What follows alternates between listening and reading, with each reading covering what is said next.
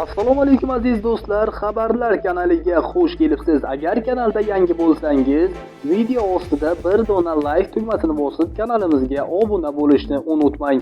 Bugungi dasturimizda ob-havo ma'lumoti batafsil videoda xabardor bo'ling. Bugun ba'zi joylarda yomg'ir yog'ib momaqaldiroq bo'ladi. O'zgidromet bugun 31-mart kuni kuzatiladigan ob-havo prognozini e'lon qildi. Unga ko'ra bugun kunduzi yog'ingarchilik kutilmaydi, faqat Qoraqalpog'iston Respublikasi, Xorazm, Buxoro, Navoiy viloyatlarida kunning ikkinchi yarmida ba'zi joylarda qisqa muddatli yomg'ir yog'adi.